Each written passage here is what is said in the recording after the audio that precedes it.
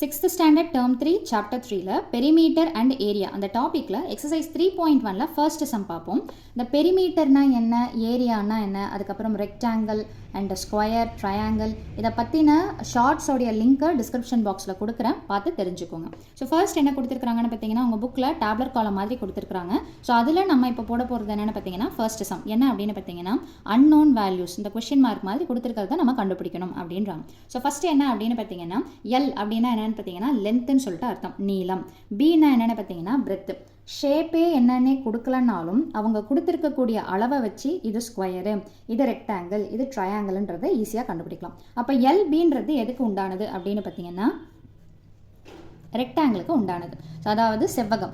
Longest சைடை லென்த்துன்னு சொல்லுவோம், shortest சைடை பிரெத்துன்னு சொல்லுவோம். இதை நீங்கள் கேபிட்டல் லெட்டரில் கொடுத்துட்டாலும் சரி, ஸ்மால் லெட்டரில் கொடுத்துட்டாலும் சரி, அது உங்களுடைய சாய்ஸ். ஓகேங்களா? ஸோ இப்போ எல்பி கொடுத்துருக்காங்க. பெரிமீட்டர்னா முதல்ல இந்த டாப்பிக்கை ஈஸியாக புரிஞ்சிக்கணும்னா ஃபஸ்ட்டு நம்ம பண்ண வேண்டியது என்னென்னு பார்த்தீங்கன்னா ஃபார்முலாஸை நல்லா மெமரைஸ் பண்ணணும். ஸோ அதுக்குண்டான லிங்க்கை தான் உங்களுக்கு டிஸ்கிரிப்ஷன் பாக்ஸில் கொடுக்குறேன், பார்த்து தெரிஞ்சுக்கோங்க.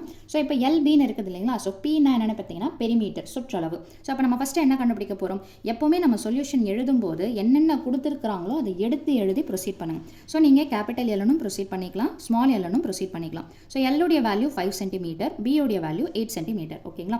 இப்போ பின்னா என்னதுன்னு பார்த்தீங்கன்னா பெரிமீட்டர். எதோடைய பெரிமீட்டர் அப்படின்னு பார்த்தீங்கன்னா வேணும்னா நீங்கள் எழுதிக்கலாம். ஸோ பெரிமீட்டர் ஆஃப் ரெக்டாங்கிள், செவ்வகத்தின் சுற்றளவு அப்படின்னு சொல்லிட்டு எடுத்து எழுதிட்டு ஃபார்முலா என்னென்னு பார்த்தீங்கன்னா இதுக்கு 2 × L + B யூனிட்ஸ் அப்படின்னு சொல்லிட்டு எடுத்து எழுதுங்க. எப்போவுமே ஏரியான்னு வர இடத்துல மட்டும்தான் ஸ்கொயர் யூனிட்ஸ்ன்றது வரும், மீதி எல்லாத்துக்குமே வெறும் யூனிட்ஸ். யூனிட்ஸ்னால் என்னென்னு பார்த்தீங்கன்னா சென்டிமீட்டர், மீட்டர்னு சொல்கிறாங்க பார்த்தீங்களா, அதுதான் யூனிட்ஸ், அலகுகள் அப்படின்னு சொல்லிட்டு சொல்லுவோம். ஸோ இப்போ வேல்யூ சப்ஸ்டியூஷன் பண்ணுங்கள். 2 × Lக்கு பதிலாக 5, Bக்கு பதிலாக 8, அந்தந்த வேல்யூஸை அப்படியே எடுத்து சப்ஸ்டியூஷன் பண்ணி போடுறோம். இப்போ நிறைய பேர் என்ன பண்ணுவாங்கன்னா அந்த 2ஆல் மல்டிப்ளை பண்ணிடுவாங்க. இது கிடையாது. போர்ட் மாஸ், பெட் மாஸ் அப்படின்ற ஒரு கான்செப்ட் இருக்குது. அப்படின்னா ப்ராக்கெட்டை தான் நம்ம ஃபஸ்ட்டு கன்சிடர் பண்ணணும். ஸோ அப்போ 2 அப்படியே வச்சுக்கோங்க. 5யும் 8யும் ஆட் பண்ணிங்கன்னா என்ன கிடைக்கும்னு பார்த்தீங்கன்னா 13. அப்போது 2யும் 13யும் மல்டிப்ளை பண்ணிங்கன்னா என்ன கிடைக்கும்னு பார்த்தீங்கன்னா 26 சென்டிமீட்டர். ஸோ அப்போது இந்த யூனிட்ஸ்ன்னு சொல்கிறோம் பார்த்தீங்களா, இங்கே என்ன யூனிட் கொடுத்துருக்குறாங்களோ அதை தான் நம்ம லாஸ்ட்டாக எடுத்து எழுதணும். ஸோ இதுதான் பெரிமீட்டருடைய வேல்யூ. அடுத்தது என்ன கேட்குறாங்கன்னு பார்த்தீங்கன்னா ஏரியாவை கேட்குறாங்க. ஸோ நம்ம அதே லைன் எடுத்து எழுதலாங்களா? ஸோ அப்போது ரெக்டாங்கிள்ன்றதுனால ஏரியா ஆஃப் த ரெக்டாங்கிள் அப்படின்னு சொல்லிட்டு எடுத்து எழுதிக்கோங்க. ஏரியா ஆஃப் த ரெக்டாங்கிள் என்ன ஃபார்முலா அப்படின்னு பார்த்தீங்கன்னா L × B, அதாவது செவ்வகத்தின் பரப்பளவு. என்ன ஃபார்முலா அப்படின்னு பார்த்தீங்கன்னா நீளம் இன்ட்டு அகலம், அல்லது தமிழ் மீடியமும் பார்த்தீங்கன்னா L × Bனே போட்டுக்கலாம். ஸ்கொயர் யூனிட்ஸ் அப்படின்னு சொல்லிட்டு எடுத்து எழுதுவீங்க. தமிழ் மீடியம் சதுர அலகுகள் அப்படின்னு எழுதுவீங்க. ஸோ எல்லுடைய மதிப்பு என்ன இருக்குதுன்னு பார்த்தீங்கன்னா 5 இன்ட்டு பியோடைய மதிப்பு என்ன இருக்குதுன்னு பார்த்தீங்கன்னா 8. ஸோ 5 8s என்ன வந்துடும்னு பார்த்தீங்கன்னா 40. ஸ்கொயர் யூனிட்ஸ்க்கு பதிலாக சென்டிமீட்டர் அப்படின்னும் போடலாம், அல்லது 40 சென்டிமீட்டர் ஸ்கொயர். இந்த ஸ்கொயரை தான் நம்ம இந்த மாதிரி பவரில் எடுத்து டினோட் பண்ணுறோம். ஸோ நீங்கள் ஸ்கொயர் சென்டிமீட்டர்னு எழுதினாலும் ஓகே தான், அல்லது இந்த மாதிரி எடுத்து எழுதினாலும் ஓகே தான். ஸோ ஏரியா என்னன்றதை கண்டுபிடிச்சாச்சு. இதுலேயே செகண்ட் சம் என்ன கொடுத்துருக்காங்க அப்படின்னு பார்த்தீங்கன்னா எல்லுடைய வேல்யூ 13 ஆகவும் பி என்னன்றது தெரியல, பெரிமீட்டர் கொடுத்துருக்காங்க, ஏரியா என்னன்றது தெரியல. ஓகேங்களா? ஸோ நம்ம சொல்யூஷனில் ஃபஸ்ட்டு என்னென்ன கொடுத்துருக்காங்களோ எடுத்து எழுதிப்போம். ஸோ எல் கொடுத்துருக்காங்க 13 சென்டிமீட்டர், அடுத்தது பி கொடுத்துருக்காங்க 54 சென்டிமீட்டர். முதல்ல கொடுத்துருக்கிறத எடுத்து எழுதிட்டோம்.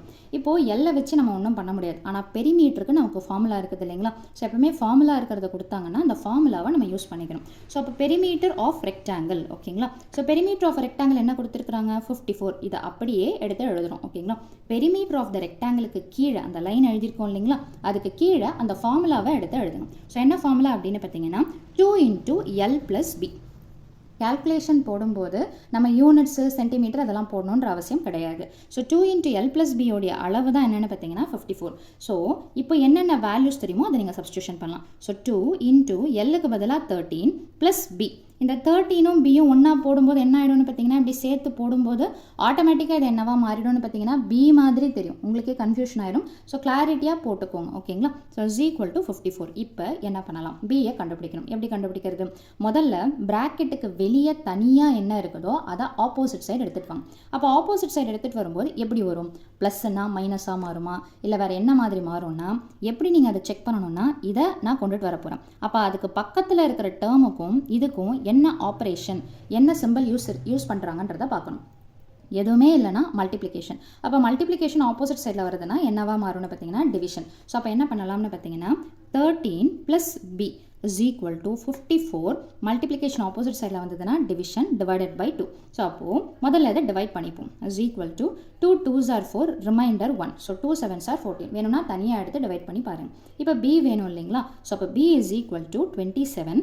இப்போது நான் என்ன சொன்னேன், இந்த நம்பரை நம்ம ஆப்போசிட் சைடில் எடுத்துகிட்டு வரணும். அப்போது இதுவும் அதுக்கு அடுத்த டேர்முக்கும் நடுவில் என்ன சிம்பிள் இருக்குது, ப்ளஸ்ஸுங்களா? அப்போ ஆப்போசிட் சைடில் வந்ததுன்னா மைனஸ். அப்படி பார்க்காதீங்க, இந்த ஆப்பரேஷன் பார்த்தீங்கன்னா ப்ளஸ்ஸில் இருக்குது. அப்போ ப்ளஸ்ஸில் இருக்கும்போது இதோடைய சிம்பிள் மாறும், சரிங்களா? அப்போ 13க்கு முன்னாடி என்ன சிம்பிளோ அதுக்கு அப்படியே ஆப்போசிட் சிம்பிளாக மாறும். இந்த ஆப்பரேஷன் அடிஷன் சப்ட்ராக்ஷனாக இருந்ததுன்னா நம்பருடைய சிம்பிள் மாறும், ஓகேங்களா? அதே மல்டிப்ளிகேஷன் டிவிஷனாக இருந்ததுன்னா மேலே இருக்கிறது கீழே, கீழே இருக்கிறது மேலே, ஓகேங்களா? ஸோ அப்போ 27 மைனஸ் 13 சொல்லிட்டு வந்துடும். ஸோ அப்போ b இஸ் ஈக்குவல் டு 7ல் 3 போச்சுன்னா 4, 2ல் 1 போச்சுன்னா 1. அப்போது b-யோடைய வேல்யூ என்னென்னு பார்த்தீங்கன்னா 14 சென்டிமீட்டர். ஸோ அவங்க கேட்ட ஒரு கொஸ்டினில் நம்ம என்ன கண்டுபிடிச்சிட்டோன்னு பார்த்தீங்கன்னா b-யை கண்டுபிடிச்சிட்டோம். அடுத்தது என்ன கேட்குறாங்கன்னு பார்த்தீங்கன்னா ஏரியா என்னன்னு சொல்லிட்டு கேட்குறாங்க. ஸோ அப்போ ஏரியாவுக்கு என்ன ஃபார்முலா அப்படின்னு பார்த்தீங்கன்னா, so area of the rectangle is equal to L into B square units. இந்த இடத்துல நான் யூனிட்ஸ் எழுதலை, காரணம் என்னென்னா இந்த இடத்துல கேல்குலேஷனை டைரெக்டாக ஸ்டார்ட் பண்ணுறோம். ஆனால் இந்த இடத்துல பார்த்தீங்கன்னா நம்ம யூனிட்ஸ் ஃபார்முலா மாதிரி எடுத்து எழுதுறோம். அப்போ எல்லுடைய வேல்யூ கொடுத்துருக்குறாங்க 13 இன்டூ பிரெத்துடைய வேல்யூ என்னென்னு பார்த்தீங்கன்னா 14. ஸோ 13யும் 14யும் மல்டிப்ளை பண்ணிங்கன்னா என்ன கிடைக்கும்னு பார்த்தீங்கன்னா 182 சென்டிமீட்டர் ஸ்கொயர், ஓகேங்களா? ஸோ அவ்வளோதான் இந்த சம்மோட சொல்யூஷன். தேங்க்யூ.